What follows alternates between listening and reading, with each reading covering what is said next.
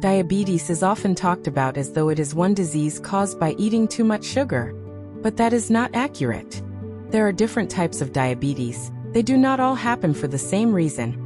And understanding what is actually happening inside your body is the first step toward understanding how diabetes can be prevented or managed. So let us start at the beginning. When you eat food, especially foods containing carbohydrates, your body breaks some of that food down into glucose. Glucose is a type of sugar that enters your bloodstream and provides energy for your cells. But glucose cannot simply move efficiently from your bloodstream into many of your cells on its own. This is where insulin becomes important.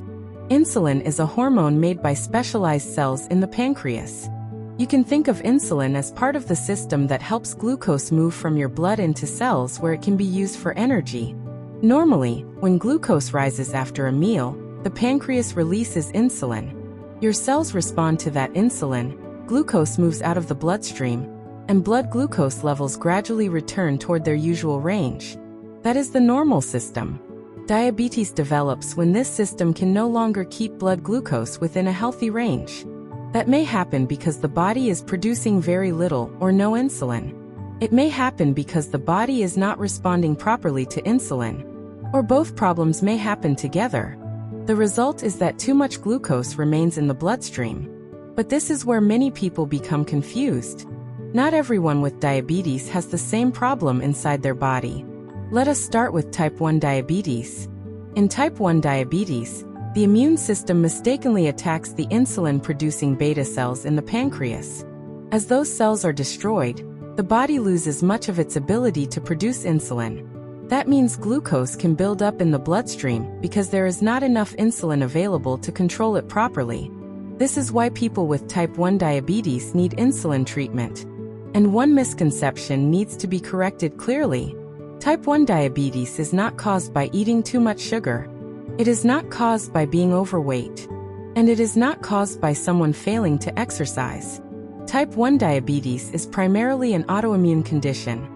It often develops in children, teenagers, or younger adults, but it can happen at any age. Now compare that with type 2 diabetes. In type 2 diabetes, the body usually still produces insulin, especially in the earlier stages. The problem is that the body cells do not respond to insulin as effectively as they should. This is called insulin resistance. Imagine insulin is sending the signal for glucose to move from the bloodstream into the cells, but the cells are responding weakly. Because of this, the pancreas tries to compensate by producing more insulin. For a while, it may be able to keep blood glucose under control. But over time, the insulin-producing cells may struggle to keep up with the body's needs. Now two problems may exist together. The body is resistant to insulin, and the pancreas may no longer be producing enough insulin to compensate. Blood glucose begins to rise. This is an important difference between type 1 and type 2 diabetes.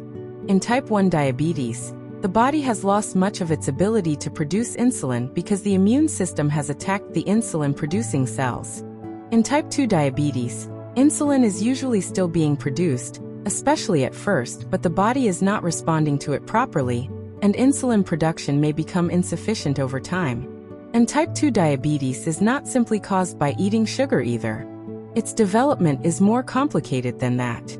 Genetics, family history, age, body biology, and several other factors can influence risk. Lifestyle factors can also contribute to risk in some people. But type 2 diabetes should never be reduced to the idea that someone simply ate the wrong food or lacks self-control. Now there is another form of diabetes that develops during pregnancy. This is called gestational diabetes. Pregnancy naturally causes hormonal changes that can make the mother's body more resistant to insulin. Normally, the pancreas responds by producing more insulin. But in some women, the pancreas cannot produce enough extra insulin to meet the increased demand. Blood glucose then rises during pregnancy. That is gestational diabetes. It often improves after pregnancy, but it still needs to be taken seriously while the person is pregnant. And women who have had gestational diabetes have a higher risk of developing type 2 diabetes later in life. You may also hear another term very often: prediabetes. Prediabetes is not another type of diabetes. It means blood glucose levels are higher than normal, but have not yet reached the range used to diagnose diabetes. This means the body's glucose control system is already beginning to struggle. Someone with prediabetes may already have insulin resistance, and the pancreas may already be working harder to keep blood glucose under control. But the blood glucose level has not yet crossed into the diabetes range. And having prediabetes does not mean that developing type 2 diabetes is inevitable. That distinction matters.